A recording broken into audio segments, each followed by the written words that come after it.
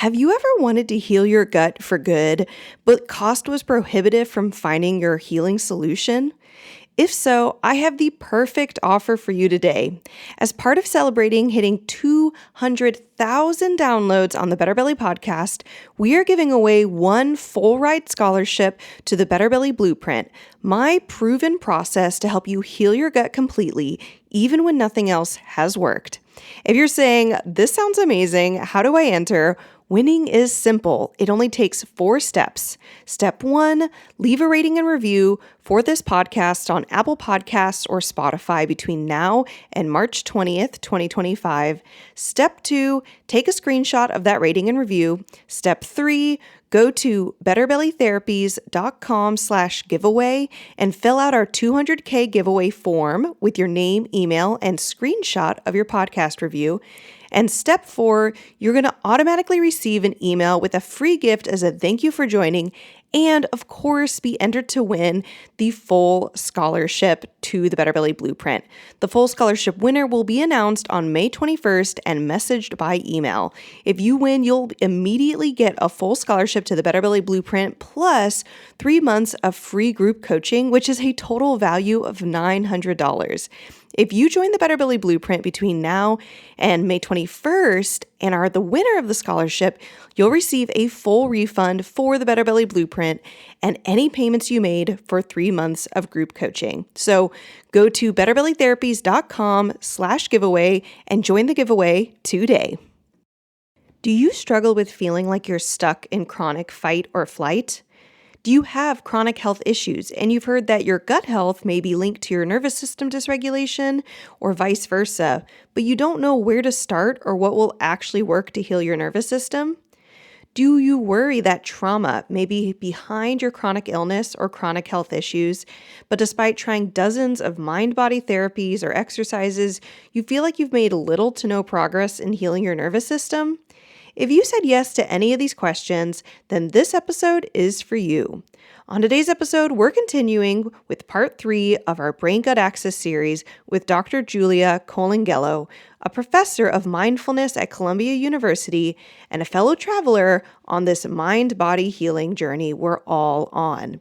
Today, Dr. Julia is going to reveal some amazing tips and rarely talked about information about why trying to regulate your nervous system hasn't created the change or healing you may be looking for, and maybe has even added stress or confusion to your healing journey.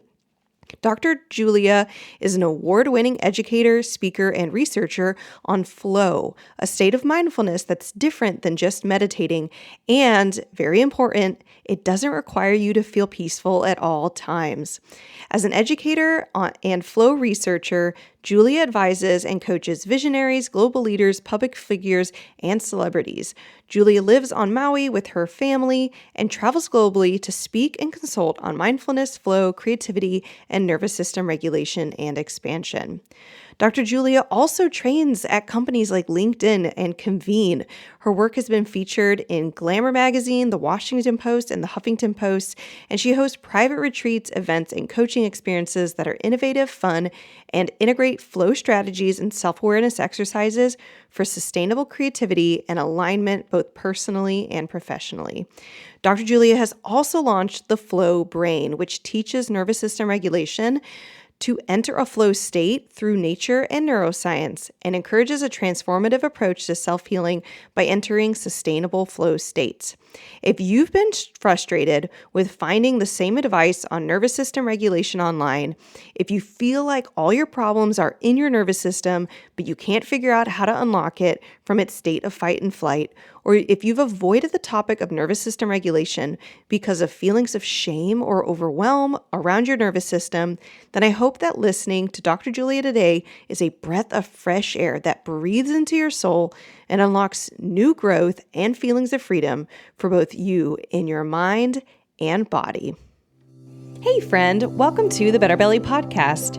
If you're currently trying endless supplements, doctor visits, and diet changes to heal your mystery symptoms, you are in the right place. We're here to solve the real root causes behind your gut, hormones, skin, sleep, and brain concerns, literally anything and everything in your body. My name is Allison Jordan. I'm a functional medicine practitioner that has supported over 150 clients just like you to heal problems that no one has been able to fix. You don't need a perfect diet or a random supplement you found on Instagram to heal. You need a proven system that heals your whole body from the inside out. That's what I'm here to share with you, episode by episode. It's time to make health easy again. And just as a reminder, this information is not meant to diagnose, manage, or treat disease. Always consult with your own health practitioner before you make any changes to your health. All right, guys, I'm so excited to introduce you today, Dr. Julia, or we're just going to call her Julia because she's just that cool. But she is a doctor, y'all. She is smart and yet going to, what I anticipate, probably make you feel the calmest you're going to feel all day. I have gotten the pleasure of hearing her talk twice, two different conferences, live, and get to talk to her just over lunches and meals. And she embodies everything that she knows. And we can't say that necessarily about every person who knows about the nervous system.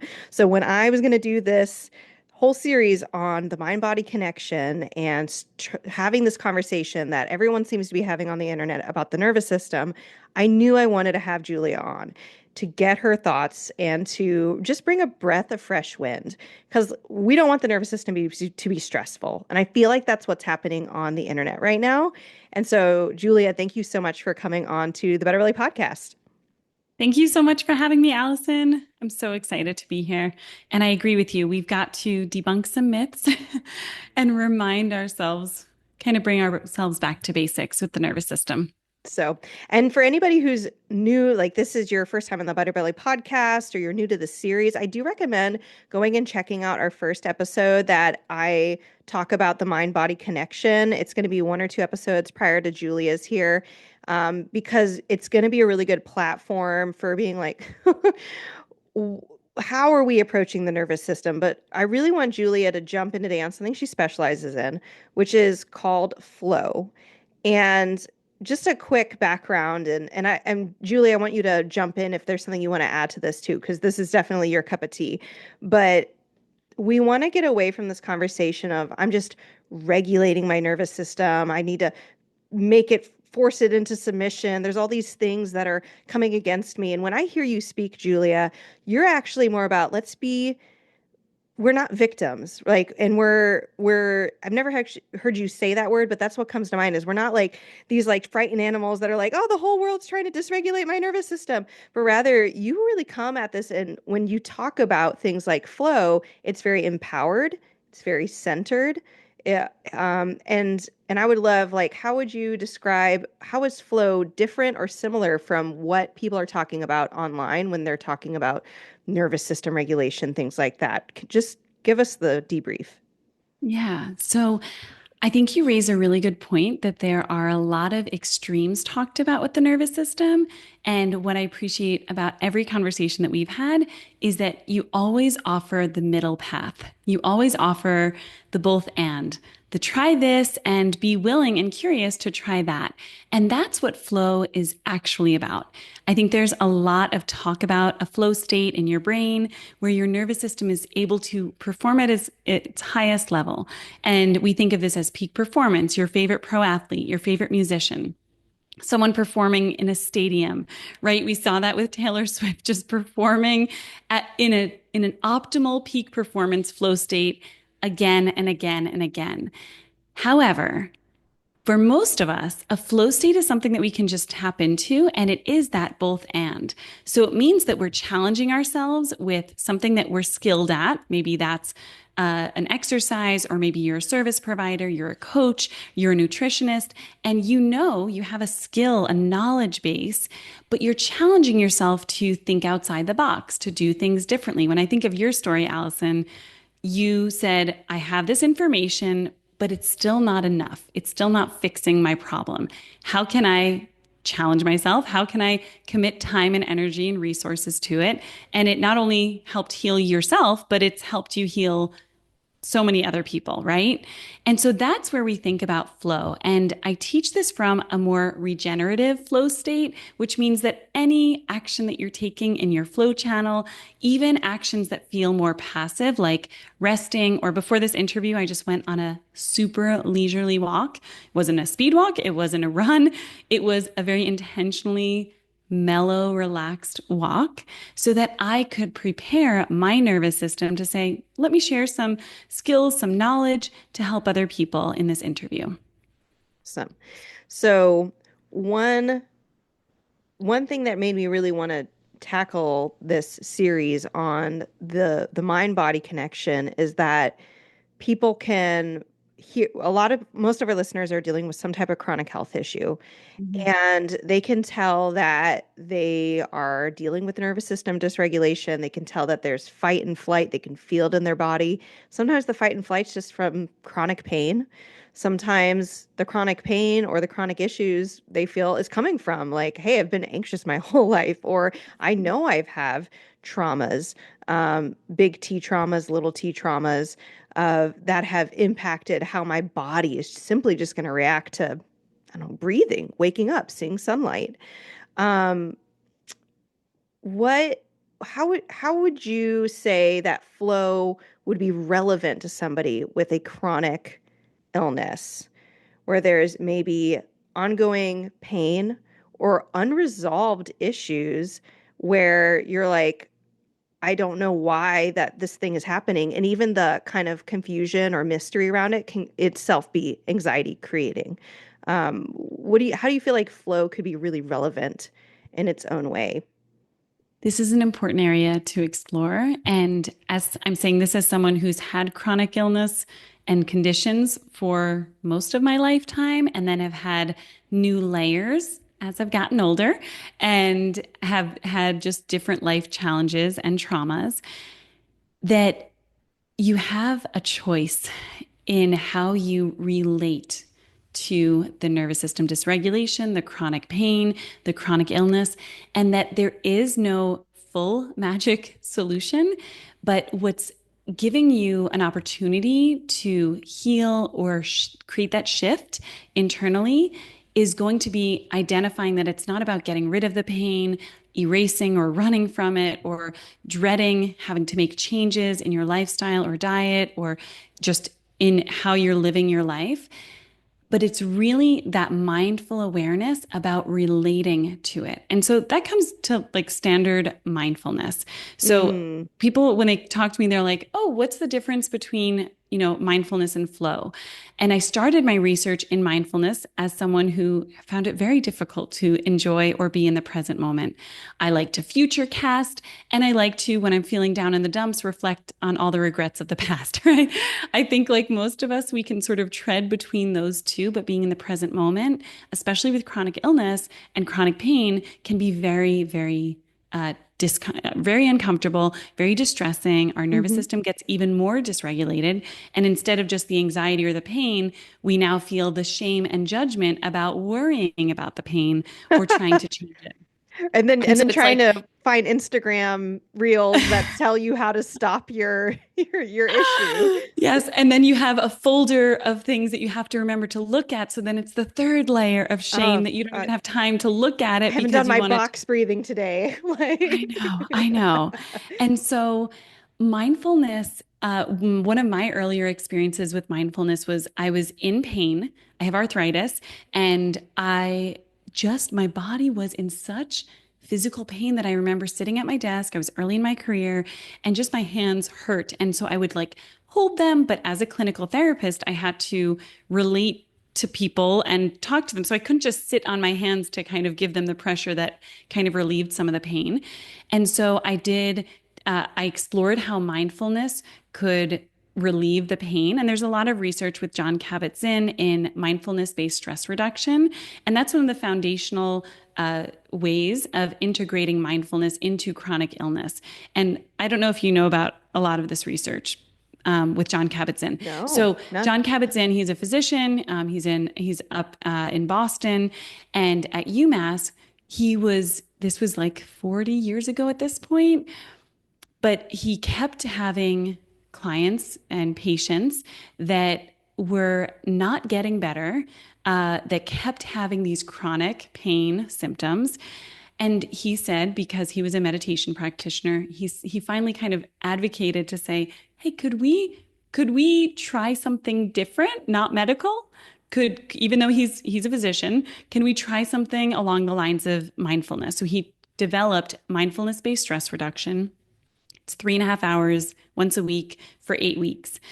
And so I participated in it, even though at the time I was already, teaching mindfulness and integrating it into my clinical practice.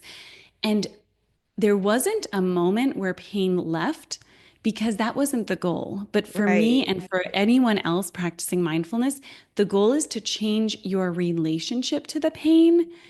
And then where I insert flow is to do something with that new energy. So you're relating differently to the pain. It's not going away. It's there. But my awareness of it, of my pain, of my discomfort, of any of the other symptoms that come along with it is different.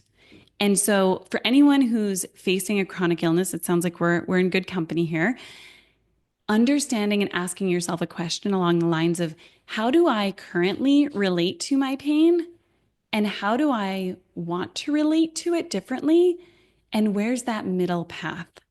Because the middle path is not pretending like it doesn't exist or avoiding it, but the middle path is saying, I want to relate into it in an empowered way from a place that says, I'm aware of this. And I still want to be able to take my walk. I still want to be able to not complain about symptoms in front of my kids every day. I want the both and. And so that's just an invitation where mindfulness will help you. There's this other term, distress tolerance, that our nervous system benefits from, these skills of when we can't make a situation better, we try to tolerate the distress. And that means we just don't make it worse. Mm. And so that might mean for me, making it worse would be to complain for 2 hours to my loved ones about my pain and suffering, to go down the rabbit hole of Google, to, Mhm. grieve everything that was lost. Whereas distress tolerance is something like, oh, when I walk 1,000 steps in a break in my day, with or without a kid holding my hand, I tend to just, it might not even make me feel better, but it definitely won't make me feel worse in relationship to my pain. I'm not saying it makes the pain go away or alleviates it, but distress tolerance is a good way that we can start to think about relating differently to our bodies and our pain. Okay, you said so many juicy things here. My brain is exploding. So let's recap some of this and start to digest it. And I actually want to say like what you said, how you ended just now really reminds me of what you said about flow right at the very beginning when we started. You said flow is try this, and if it doesn't work, try something else. Like it doesn't, yeah, it doesn't have to be this peak performance thing, which is the only way I've really heard about it.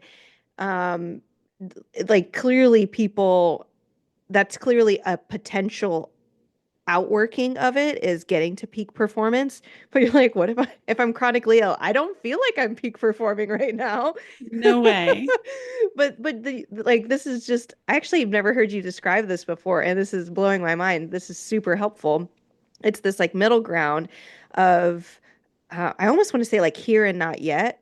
Like where you want to be, but where you're like, I'm not there yet, and I'm not gonna let it, I'm not like fully healed yet, or and maybe I never even will be, which can be its own dysregulating thought, but you kind of accept it and then say, what am I, how can I make choices right now that, and then see how they go. Like just not have to be like, this probiotic has to work or I'm doomed. Yes. Or this, Or this exercise, this stretch, this mhm, one food, this one, this you high know, dose turmeric, yeah, like the this. timing of this has to work. I think we get tied to timing and Mm, the elements of mindfulness beyond just the moment help us just like relate to understanding the impermanence. And that has given me a lot of freedom in my own chronic health journey and healing journey to say, like, if I actually look at the facts, like I'm a nerd, I love science, I love data, then there have been peaks and valleys. So even though it's easy for my brain in a dysregulated state to go back and say, it's always been this bad, when we pull it apart, when we widen that and say, wait, there's this chain here in the link where things were maybe in remission. I just didn't amplify it. Or why was I so stressed out in this relationship then? Oh, I was super symptomatic and I had no resources. I think of when I was early on in my career, like I was not splurging on even a tea at a cafe, right? So there was no way that I was spending any other money on alternative treatments or anything that could really actually have helped me back then. And so coming at this from a more resourced lens, the older I've gotten and the more perspective, I think teasing out those different peaks and valleys and looking at that, I encourage people to be their own researchers and say, yeah, look at those windows where things were different. Mm. That means that the future will probably carry the both and as well. I love that. So it's being able to hold two things that seem to be opposites at the same time in your hand. You know, Yeah. it's this part of your life. It's a moment in time where things are really good. And actually a really great example, or at least tell me if this is a good example. Something that's coming to mind is in the Better Belly Blueprint, my program, we'll have clients who get onto the Facebook group where we're doing group coaching and they'll say, hey, I have this symptom, it's gotten worse. And they'll give us some details. Why is this happening? And then almost invariably, I'm reading through the post and I'm thinking, I'm really curious if any symptoms have actually gotten better because at this point in their protocols, XYZ, it's a pretty common thing. And I'll just say, thanks for all these details. Before I answer you, I'm just curious, has anything improved? And I want you to think about things that maybe are not even your, maybe it's not your primary symptom. Maybe the biggest thing they think about is their daily migraines, or the biggest thing they're thinking about is their daily constipation. But I'll be like, sleep, skin, energy. Like, is anything improved? And they'll be like, oh yeah, like I actually sleep through the night now and I don't wake up at all and I'm feeling more refreshed in the morning, but I still don't poop in the morning. You're like, Yeah. but you just slept amazing. And so having them hold that and they're often like looking at me and wonder like, oh yeah, that good thing is happening still. Is Yes. that kind of That like is fitting? exactly. And that's what how I would apply this if you're in the trenches, is to be your own researcher, look at where even when people come to me and they're like, I want to be in flow more often. And I coach Mm, high performers, I've coached pro athletes and celebrities, and I've coached smart thought leaders and business owners and moms who just want to come back into that creative state in their brain. And what they all share in common is this desire for more flow, but they often have, as did I, unrealistic expectations for where they're at because we see what sells and what is sexy online of flow is this peak performance 24/7. Again, you think of your favorite pro athlete who has all this space to recover more than the normal person does. And I know those people, I know their lives, and I can say that even your favorite athlete or celebrity is having a difficult time making enough space to recover. And why this recovery state is so important is because your nervous system, this, is not designed to stay at that peak performance state all the time. Because when you enter a flow state in your brain, your prefrontal cortex shuts down. That's why you can create without judging yourself. You are less inhibited. You're not fearful. You're not worried about someone thinking your idea is a bad one. You are just truly embodying your most creative state. You're in your zone of genius, and it makes sense. You're confident, even if day to day you're kind of not. But when you activate that flow state, you're there. But then your brain, your nervous system needs to come out of that to recover. The mistake that a lot of people make when they're thinking about flow, especially if you're someone who's had or has any chronic illness, is that once you feel like you find that solution of, let's say, you're in a flow state, you want to hold on to it and not lose it. because you're worried about all the work that it took from your body to get there. And what I reassure you is that you can hack your flow as your own flow researcher. You just kind of similar to your blueprint, you create your own formula based on your needs, based on accommodations perhaps for your own chronic illness, your different conditions. And then you can repeat that. But if you skip the recovery period, you will turn into this cycle of crash and burn, where a perfectionist performs at their highest level and then forgets to recover because they're wanting to stay there. And then it's that much harder to enter a flow state. Whereas when you're like, okay, I'm here and it's bedtime for the kids, so I'm gonna like recover out of it. I'll listen to a calm couple of songs. I'll close the computer. I'll move on to the next activity. Then the next day, you're probably going to get into a flow state again if you set up those conditions. But the chasing and the pushing, forcing, I imagine you've worked with people who just want every solution and integrate every variable all at once, right? And Hmm. you're like, well, that might be a little harder to measure which is working. And you might burn out from trying every supplement and trying every different element of the blueprint. That's why you have a blueprint. It's not all at once over the course of 1 hour, right? Your It's layered, clients, your it's students processed. are moving through the phases. They're learning in a sequence where that's to your point. I think online it's easy on social media to think, oh, there's one fix. If I just do exactly what this reel or post says, it'll make enough of a change. Where we know that the lasting transformation, if you want to actually experience embodied flow, if you want to heal from your chronic illness, there's a phased approach. There's a blueprint. There's an expert who knows about it that can lead you or accompany you through it. I love what you're sharing. I I literally have heard you talk on all these things, but not in chronic illness. And I feel like what you're getting at is so empowering.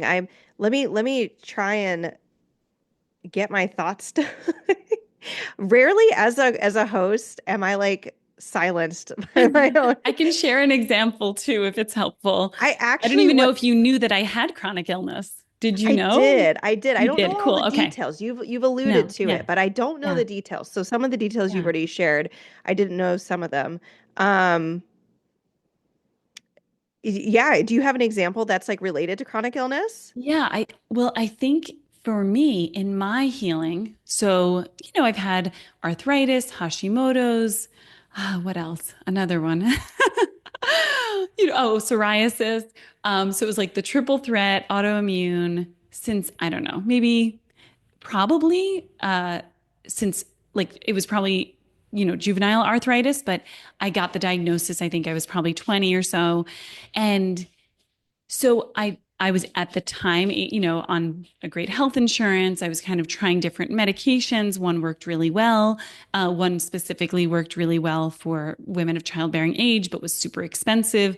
It was like this dance. But I remember saying to myself, I'm going to I'm going to zoom out enough to say, okay, Julia, like, would I love to have this all fixed before I become a mom?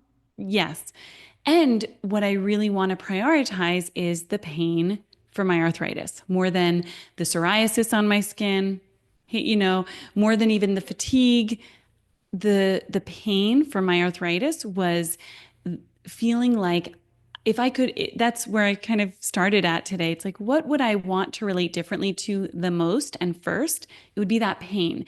And so Mm, I think fast forward now, I'm in my late 30s and I've had, all sorts of, because I'm coming at this from a more resourced place, right? I have stability and I have the luxury and the privilege to say I can invest in different testing and understanding what's like, why haven't I slept since giving birth to my firstborn over 6 years ago? I've been able to zoom out, but even now, I'm still nursing my 2 year old. I've had different coaches and experts that have helped me on my journey say, here would be the best formula because you're nursing. Let's carve out half of these and put them on the shelf until later. And then they'll say, okay, these are 5 things, and I'll say, realistically, I can start with one. Right. I can start with one and they're like, yeah, okay, you will see results a lot slower.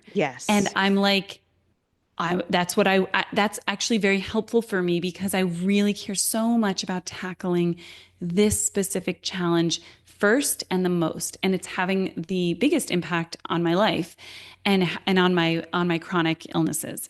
And so I think that perspective shift is what happens from like again, I'm more resourced, I'm more stable than I was in my 20s, where I was just like, frantically trying to avoid an overdraft in my account, working, a very low paying, stressful job.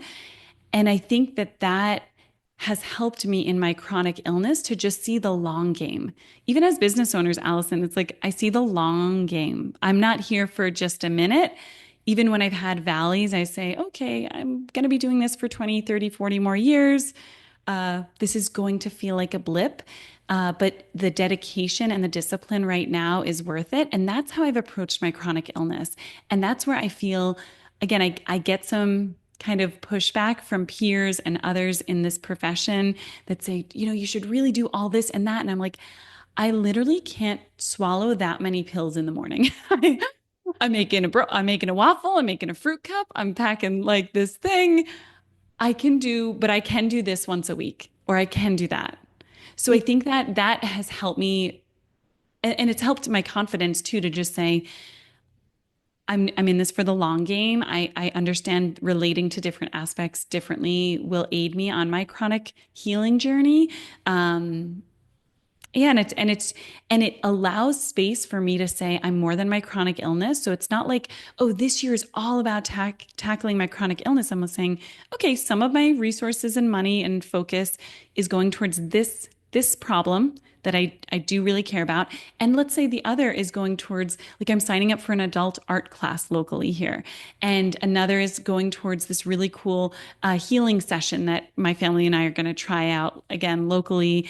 And it allows this space to be more than my chronic illness, which has been critical for not only my joy, but my health, my success, and the long-term healing that I feel like I've had. You know what strikes me in everything you just shared, and I'm sure that we have so many listeners that are resonating with different things you shared in so many ways. But one of the things is that I think is appealing to what you embody and how you've really taken what you've studied, and I think it shows the results is that you're peaceful. That I personally went through something really similar when so I got super sick in 2015. And from Mm, 2015 to 2017, I had pretty much no resolution, no improvement. There was a lot of effort involved. So, very intense food restrictions, a lot of intentional, like, I really want to fix this. Which I think that there can be an emotional level that's very honorable of like saying, I have resources and I just really want to tackle it the same way an athlete might tackle, um, I really want to win this race. But yeah. there's kind of a length of time where you can manage that. And you can't, if you're chronically ill, you can't sustain that at all points in time. Anyways, and I had got to this point where I had to have a conversation with myself of if I never get better, will I allow myself to have a good life? Mm, And it was like a weird thing because I knew my good life was going to be more painful and more limited than somebody else's good life who didn't have my level of IBS, chronic constipation, hair loss, no period, losing weight, malnourished, just could not function. And and I had to say, I need to be able to tell myself and actually have self-compassion and say, I'm in a ton of pain right now. And I'm regularly not able to sleep through the night because I wake up in pain. And I feel isolated regularly because I cannot eat the same foods that other people are eating at social events. mm, And and and 3 times a day, I'm reminded how something that should be easy and enjoyable, eating, is not for me. mm, At the same time, can I hold that self-compassion and say, I can be with it and be present and not like let that become a whirlwind around me, not let it become me. Yeah. And I feel like that's what, and I've never considered that flow. I considered that like acceptance, or like there's other words we could probably use, Yeah. but I Yeah. feel like that's what you've described, and that what even what you're sharing right now. And it's a lot of times I actually have a podcast episode that just that's going to be coming out or just came out as of this recording, episode 251, 4 tips to improve your gut health while breastfeeding. And the reason I made the episode is because when you're breastfeeding, you can't do as many things. You Yes. can't do the big Yeah. parasite heavy metal cleanse. You can't do all these things that will Yeah. end up in your breast milk. And I end up finding moms who are just in a panic because they have all these symptoms and they want to get rid of it. And I try to have these really peaceful conversations with them on saying, what is your priority? Like, Yeah. some moms are just like, they're crying because they're like, I just want to breastfeed my child. And I'm like, you are allowed to make that choice. Mhm. You are allowed to breastfeed your child, and just know that you're going to support yourself in what ways you can. And then you're going to, any way that you're limited, any way that you're like, maybe if I had a parasite and I did it, maybe I would have more energy for my kid morning to night. But you know what I am giving them? I'm giving them breastfeeding and that maternal connection. And this is so important. And I have other women who choose, I normally would choose to breastfeed longer, but it feels peaceful to me to end it sooner so I can start taking care of myself. And that feels more aligned and there's that Yeah. peace. And I feel that that's what I sense from you when you alluded to this breastfeeding limitation. Yeah. You're not angry and riled up about it. You're aware of it on a logical level. You've made a decision, and you also aren't letting it like create this like extreme limitation brain of like, I can't get better, or I'll never get better because I'm breastfeeding or something. You're not living in that. No, yeah. And I'm seeing it as this long journey, and then flow happens in those moments once we're able to make those decisions. Mm, Like uncertainty and the state of uncertainty. I know this because I had uncertain windows in the last couple of years myself, leads to so much chronic illness and because of chronic stress. And when you're able to say to yourself, okay, I'm making a certain choice for this. I'm a fan of like saying, I'm deciding this for this season. mm. And that's because that's a little vague when I'm communicating to other people, so that when I change my mind in a month or in a year, I'm like, yeah, I'm in a new season. It's a very gracious way of letting myself feel equipped to make a confident decision, and allow myself also the backup plan if that decision does not work out the way that I had planned. Like I remember at one point in my healing journey, I spent a ton of money on supplements. I took one day of them. I felt so sick from how many and like the experience that I remember emailing the provider and saying, I'm not going to take any more. I'm letting you know. I understand there's no refund. But if you think of anything else that could help that isn't like going to interfere with my digestion and life this much. And they were like, "Oh, we don't usually hear this." And I was like, "I know, just for me though, it's not going to work right now." And I think that when you make certain decisions from the place of, okay, well, what's my need right now? And what's my desire or want right now, then you open up all of these energetic portals for creativity, expansion, and flow. And that's the same as when you regulate your nervous system, or when you understand and befriend the dysregulation of your nervous system. Then Mm, you similarly say, oh, I understand I'll feel chaotic from, 3 p.m. to 5 p.m. most days of the week because of XYZ condition or responsibility in my life. But before that and after that, I'm going to prioritize creativity. I'm going to prioritize connection, belonging, community building, so that I have the opportunity to not feel defeated by whatever heaviness or dysregulation that is standard. I think a lot of us as parents, we know we go through seasons of, gosh, bedtime is a challenge, or breakfast, or the wake up, or the middle of the night wake ups. We are familiar with the impermanence of those seasons with children. And instead of just saying, well, until my kids are adults, I'll do, I'm in the trenches. I like to just partition out the day and say, great, okay, well, if this is pretty much expected to be chaotic, I'm going to carve out this window. And lately it's been early morning, but I went through years of everyone's asleep. It's 10 p.m. I'm going to get into my flow state and I'll be a little more tired tomorrow. But from 10 to midnight, I would just write and create, and I would schedule send all these emails so that I didn't seem too outrageously, of a night owl. But sometimes, but half of those emails just still went out live, and I just said, whatever, this is who I am. And if they ask me why so late or why so early, I'll just tell them I'm in flow and this is what this comes naturally to me. And it's just the truth. So I think that especially with any chronic illness or symptoms, as you relate to it in it being just a part of you, that allows yourself to say, okay, I'm aware this dysregulates me and I wish I could fix it and I am working towards that, but it's a journey and it's not overnight.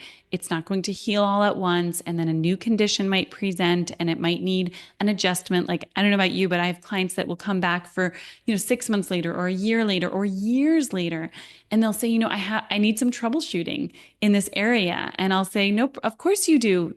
You have a new variable in your life. You have two kids, or you've grown up, or that you're in a new phase. And for you, I imagine there are all of these more complex questions and variables coming in where you're then able to say, okay, let's do that fixing. Let's do that recalibrating here. And then, know that I'm here. That's what I always say. I'm like, I'm here. I'll always be doing this. I'll be the little old flow lady with a tie-dye shop up on a mountain one day. Um, and you can come in and we'll resolve some things and we'll get you more back into flow. But I think it's like when I noticed for me, my creativity expanded as soon as I stopped doing what I mostly saw on social media, which was just like regulate, regulate, regulate only, and only then will you, graduate to the next level. Will you up level? Will you expand into this new frequency? I I bought into that. I taught that for like a decade. And then in my 30s, and I'm in my late 30s now, being able to say, actually befriending my dysregulation, just like I related differently to my chronic illness, allows me more freedom to say, I'm going to be transparent and honest that half my life is pretty good. And, at any given time, 30, I would say 5 to 30% of my life can be a chaotic hot mess. And this is where I'm coming from when I'm actually like my authentic self. And that allows me, like, I think just letting go of any facade as a provider or as someone who's a public figure, that's been very freeing to me to just be like, I struggle here, I struggle there, and I do really well in these other areas, and that's just the truth. And but not buying into this myth that you have to regulate before you do anything else. Just like you imagine telling your clients you have to heal all this before you have a good life. They would what? They're going to put that on hold for the rest of their life, right? Because they're always going to have a different flare up or a new variable to relate to. Yeah, I definitely, and I encourage clients when they are graduating from our program, meaning they've gotten the majority of the relief that they were looking for, and they're stabilizing and they're coming off of food restrictions and they're coming reducing supplements. And I can never say it enough because when you've been sick long enough and you've been so used to it, any small symptom coming back can make your brain spiral. And I always try to say, you're going to get sick again. I have days where I don't poop. I have multiple days where sometimes I don't poop. And sometimes I know exactly why. I'm like, I'm traveling, I'm pregnant. And usually I know kind of what the tools I'm going to do. But if you're not, but the actual most important skill is to say, yeah, some days I'm not going to, some of my symptoms might come back or I might not feel my best. And it doesn't mean I'm relapsing and I'm going to go through 10 years of pain again. And even if it does, I feel equipped. I'm okay with that.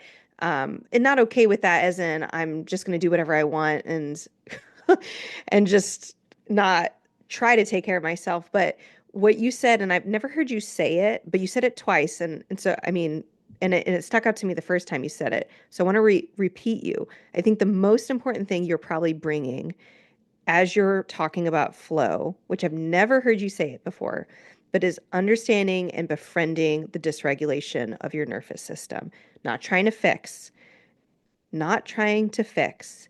And that is so hard. I literally it's funny. I'm just I wasn't planning on sharing things about myself, but I'm hoping this is helpful for our listeners or even workshopping like what it might be like for someone to work with you. I have had a lot of insights into my own life but I feel like you would be able to bring this out for someone who's either had some of these or never had any of these and is like, how do I even approach this? But it reminds me of when I was in college and I was dealing with depression and suicidal ideation. And I was trying to like rewire something, but I couldn't figure out what it was. And I came across this someone my counselor said to me, life isn't about fixing things. And it struck me so intensely. I'd never heard of like doing like declarations or repeating anything, but I started repeating it to myself as I would like walk home from like my classroom to my dorm because I could feel my like nervous system dysregulating and I'd say life's not about fixing things. And it was like a mind-blowing thing. And I think to befriend the dysregulation of your nervous system is just to say, I see you. I'm okay with this. I'm not like, am I happy right now? No, I'm dysregulated. Yeah. But I'm also don't need to add another layer of panic to the dysregulation.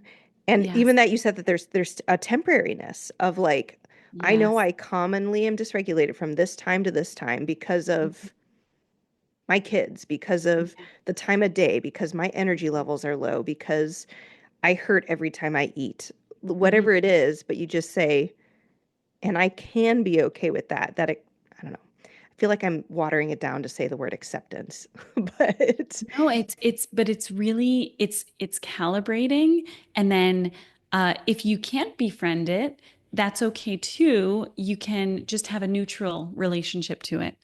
And it was so freeing to me with my first kid, the witching hour. At the time, we were living in New York City for her first few months of life before moving to Maui. And it was so grounding when I realized the witching hour that no matter what we did or didn't do, 5 to 8 p.m. would be predictably louder in our apartment, mm, no matter what, no matter what I did or didn't do. But that before 5 p.m., it was so predictably calm and joyful. So once I had that sort of, okay, I can't change that chaos for this season for a few months when a baby's super young.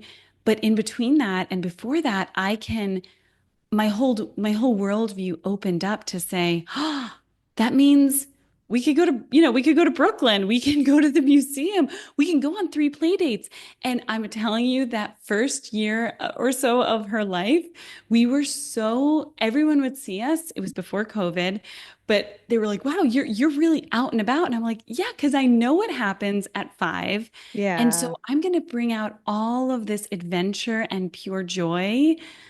The two of us, I was just with, it was like her and me tag teaming. And it was so nice to just say, okay, and then prep my nervous system. I will be dysregulated. She will be dysregulated. There will be all of this, reintegrating into the apartment.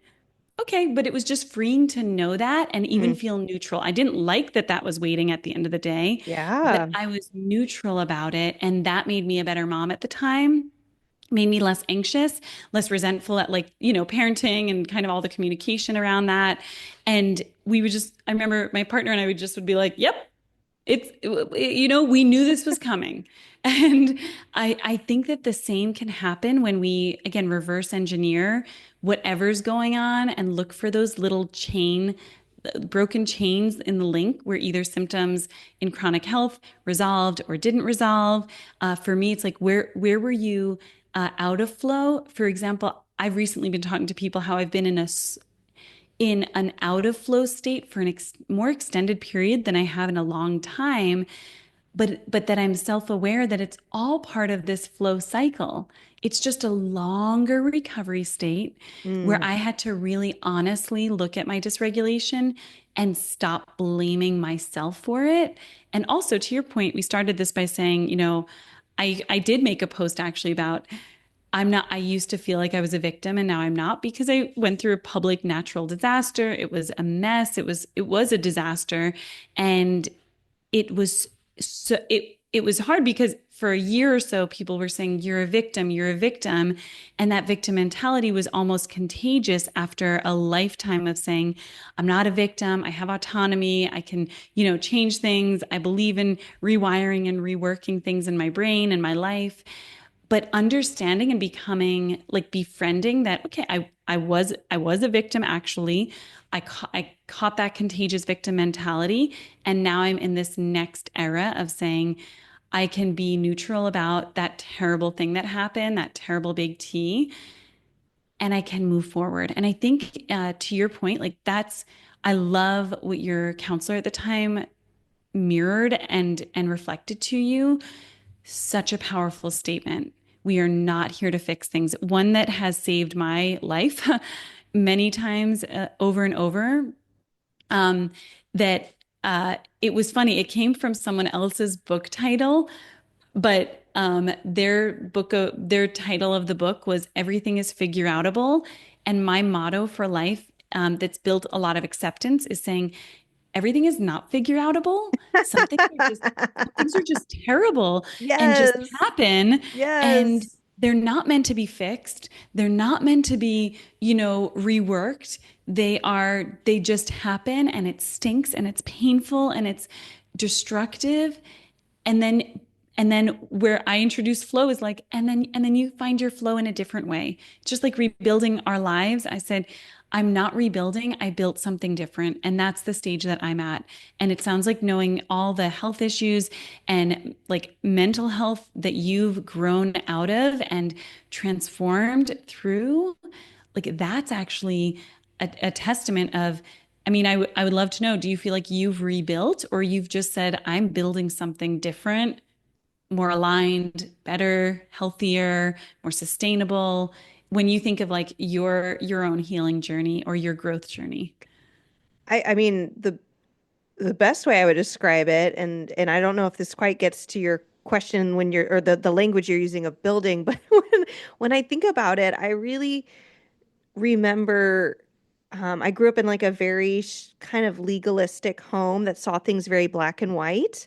Mhm. Um, and and I actually tend to be that way as like Enneagram 1 or like all the personality tests just say like INTJ, like I just tend towards that like wanting there to be clear defined lines. And I by the time I got to college and had struggled with anxiety and depression most of my life, I was ready to break out and say I need radically different things. And so I started experimenting, which felt so dangerous to my brain. And the experiments, when we talk about like saying life's not about fixing things, literally felt like it was breaking a paradigm every time I did it. But I felt like I was like watering a plant. And I almost feel like I accidentally came across these things, but only, and same with my physical healing. Honestly, like when people are like, how did you heal your IBS, constipation, no period, hair loss, like Yeah, just yeah, body meltdown? And I was like, it was not a master plan. No one handed me the master plan. Now I believe that things are traceable. I believe in a kind yes, of a scientific, and that some people are put on this earth to find those like gravity, these principles that you can yes, rely on over and over again. However, and that's what I put in my program, you know, yeah, retraceable steps people can find. But when I went through it, it was like, okay, well, in 2017, I happened to get a pelvic floor therapist who knew this like one modality, these two modalities that she had just learned. And she didn't know what she was fully doing, but they happened to be radically helpful for my body. Like, oh, yes. and then I didn't even know I could learn how to do them and do it on other people until I happened to join this massage therapy program. But I was why did I join the massage therapy program? Because a doctor told me that my job was too stressful. And so what I did is I started thinking if I could do any other job, what would it be? And I came back to this very old intuition that I had in high school about doing manual therapy on other people. I was very good with my hands and helping reduce pain in my family with my hands. And so it was just baby steps, these very weird coincidental things, but it was me playing with what if I just did this differently? And Yeah. it was accidental, unintentional. The only thing that was intentional was trying to say, how can I do this almost as differently as I possibly could? Yeah. Like, and and see what happens Yeah. and not be like and I identify with your flow state by saying I wasn't gripping the results because I wasn't like this one modality's got to fix me. I was like I'm just going to show up and try because by the time I think I got to that, my physical illness happened about 2 to 3 years after I had basically my big relief from my mental illness, which was shocking because I was told gut health and brain health go together. I'm like, if I should have had the worst gut health of my life, it should have been when I was the most depressed and Yeah. suicidal in my Yeah. mind. And Yeah. so intuitively knew that the mind body connection or like the gut brain connection was not everything everybody was cracking it up to be as like just regulate your nervous system and everything goes away. And what I love about you, Julia, is you're not saying that either. You're No. not like, Allison, ever since I ever since I discovered flow and have been practicing it daily in my life, I have had no arthritis and I've had no like health No. problems and my kids have no health problems. You're like my kid had a witching hour. Like, Yeah. like I get Yeah. dysregulated. But you are literally when you hear your voice, you're embodying this peacefulness Mm. that is not is not reliant on how good your life is or how healthy your body is, but it Mhm. is reliant on almost living on valuables and principles. Like one thing that I loved, and I bet people get to do with you when they work with you, is you talked about prioritizing, like, okay, I can't fix the arthritis, Hashimoto's, and psoriasis all at the same time, probably. But if Mhm. I can focus on one, I really know that the arthritis would really change my life. And you had kind of an intentional improvement of relating to that one issue. Yes.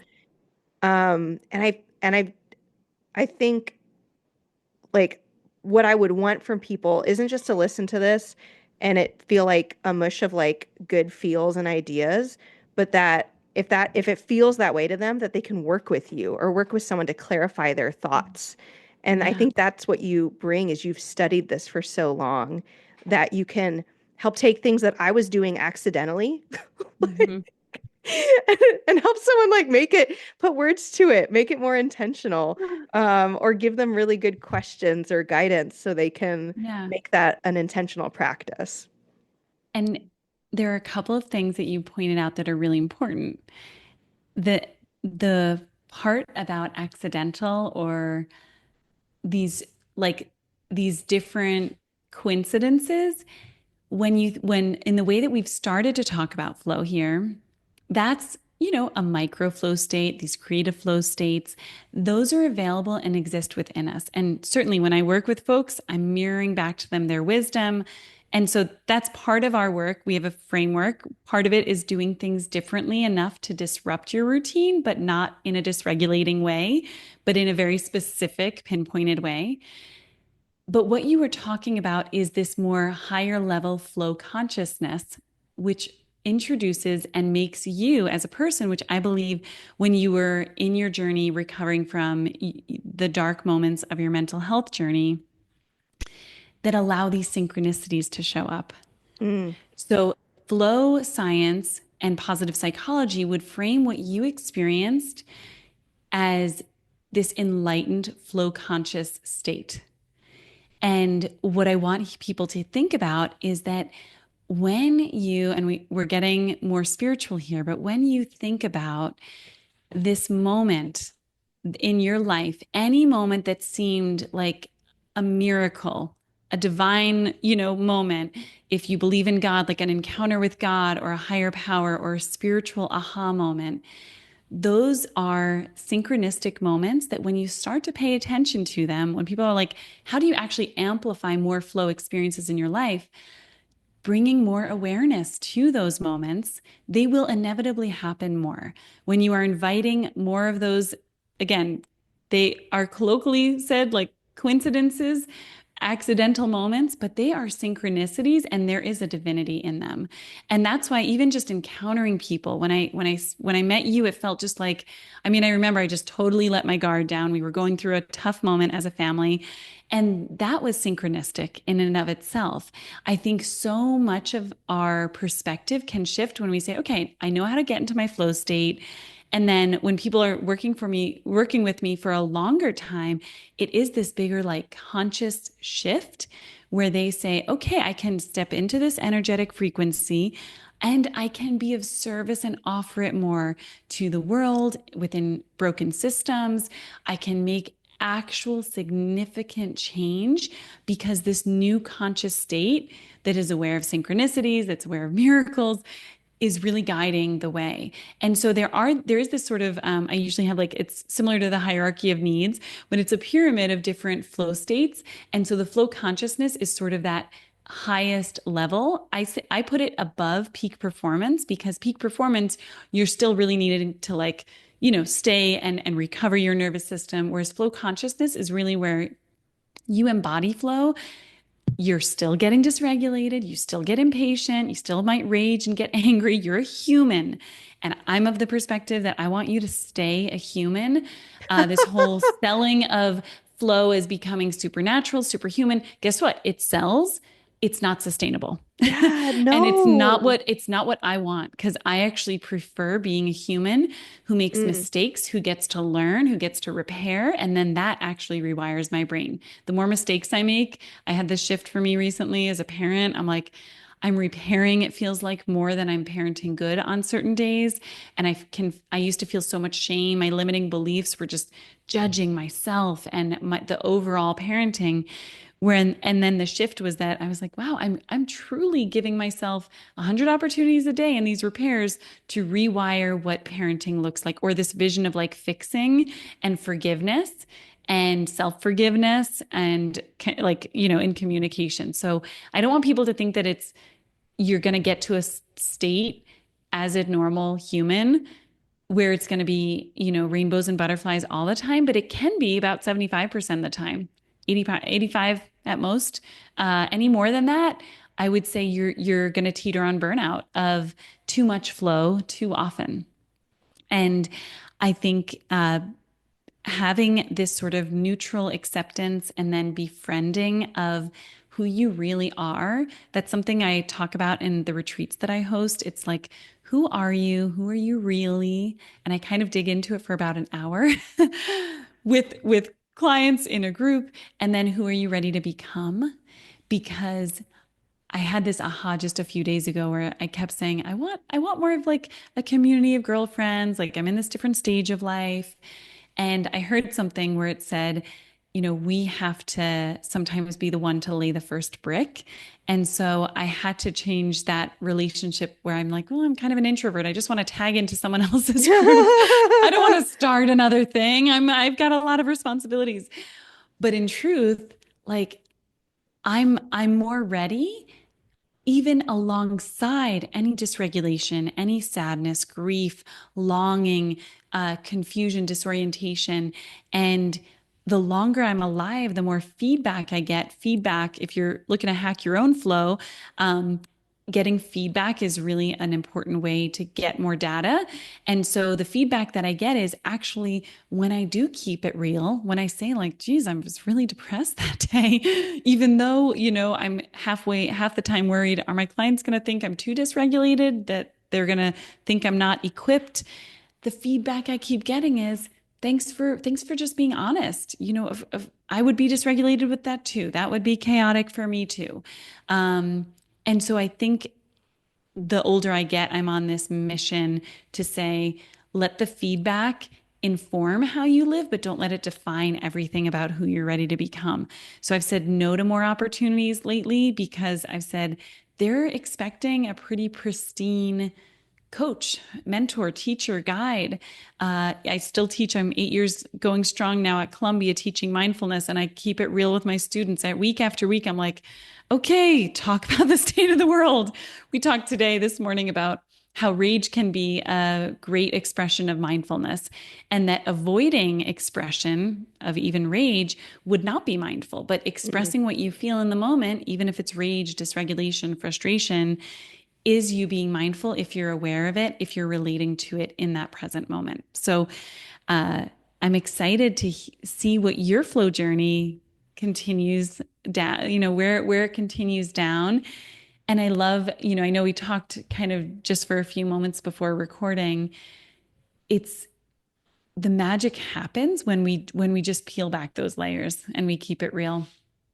And I think you speaking so candidly about your journey is what informs, not only informs that your system and your blueprint and makes it so transformative, but it must be also part of what just infuses so much of this like essence of this is gonna work into all the experiences that your clients and students have. Am I right? I mean, Yes. I mean, it's one of the most they common feel your coaching. passion. It's one of the most common coaching things you get is people really wrestling with that internal, feels like that internal demon of it won't work, this isn't working, and their brain is picking up on all the data points of it not working, all the Yeah. symptoms that aren't leaving or all the symptoms getting worse.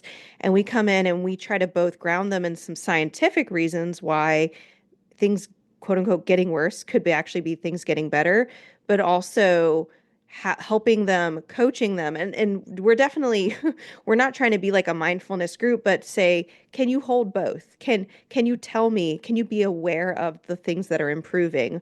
Or can you congratulate yourself and tell yourself, I'm really proud of myself this week for maybe something unrelated to your health, while also holding something you're disappointed in your health? Yeah.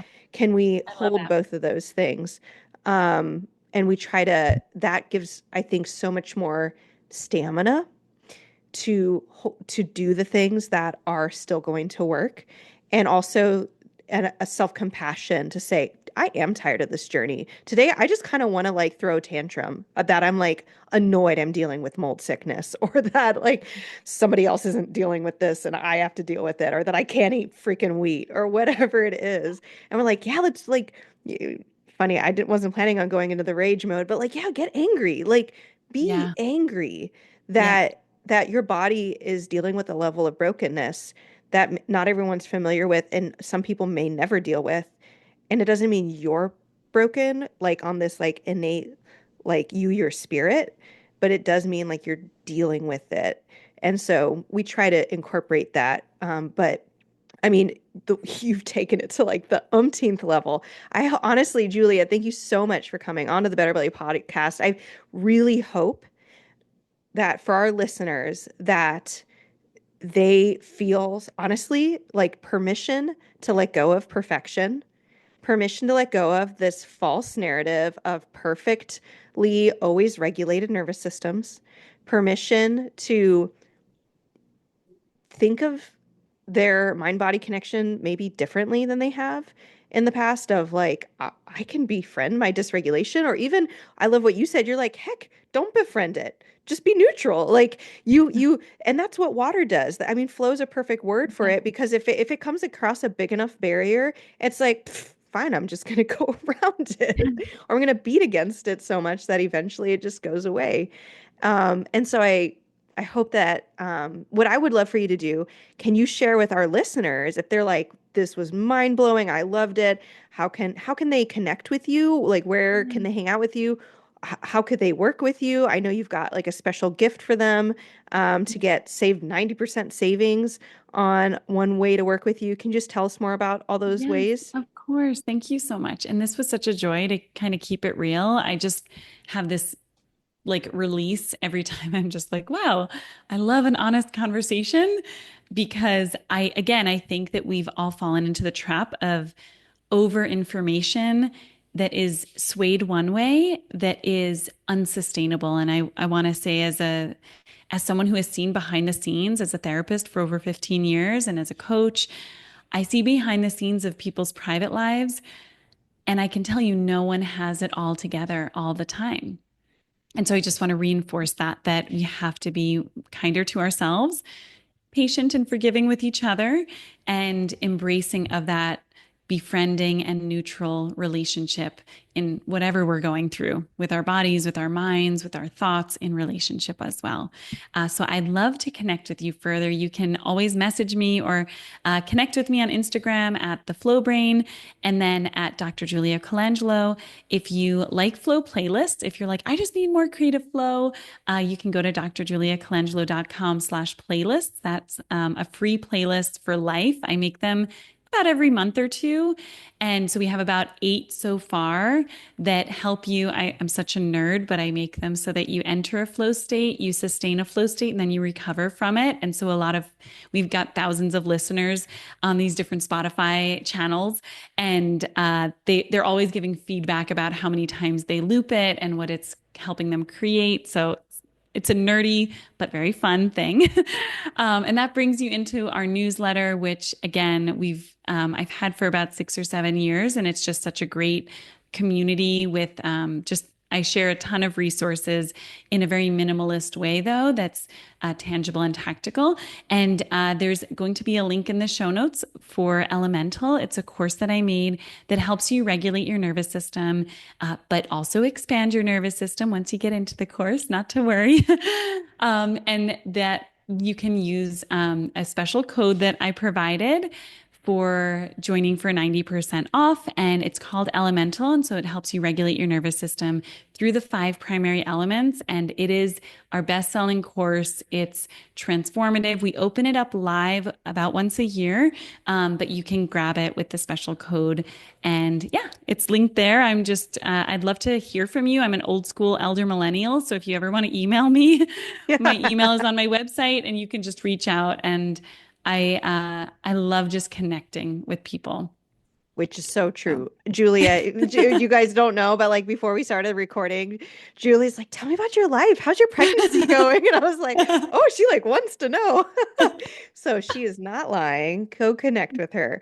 But Julia, thank you so much. We're going to have all the links that you just shared in our show notes. So don't worry, guys, about having to memorize all that. But we're going to have that Instagram, your website, the playlist. I can't wait to go and listen myself. And then your Elemental course, which I will say, like, hot tip / like shout out to it. I've gotten little glimpse of it because in the last live talk I heard you speak at, you actually spoke on every single element in relation to that conference. And I loved it. I actually didn't know you had a course on it. I don't know if the course came out after that. That was part of my like pre-enrollment, and the feedback was great. And so the actual course has 3 phases within each of the 5 elements. And it's a lesson, a meditation, and then a skills exercise. And so it's an audio course, but it also has a visual course for some visual learners. But I'm one of those people who's made a lot of audio courses because I love learning from audio. I love podcasts. And also I have the Flow podcast, which, we're revamping, but it's available to listen to also. And we love our listeners. So it's going to be revamped and re-energized. But if you like what you heard here, you'll love that, I'm sure. So I agree. Since I've already heard in chunks of it. So Julia, thank you so much for coming, helping us expand our minds. Just bringing this beautiful balance of extreme like dedication and true like research and science, and then also that embodiment, the living it out. It's just such a powerful combination. And so thank you for doing that, not just for yourself, but bringing it and sharing it with other people. I've loved having you on the Better Belly podcast. Thank you so much for having me. Hey friend, I hope you loved this episode. If you've been a fan for a while or newly loving this podcast, can you do me a favor? Drop into Apple Podcasts and leave me a review. When you leave a review, you do so much. You help me know you're listening. You can tell me what you're loving so I know what to make more of. And you help others by boosting this podcast so other people like you can find the podcast too. It's a win-win-win, right? So if you want a way to pay it forward, just go to Apple Podcasts or click the link in my show notes and leave a rating and review. And if you want some more free stuff, just head over to my free Facebook group, betterbellytherapies.com/Facebook, and you can get access to all of my free support for you, including some Facebook group exclusive stuff like my podcast episode vault, where you can search the Better Belly podcast by topic and find exactly what you need to expedite your healing. I cannot wait to see you in there. Catch you guys next week.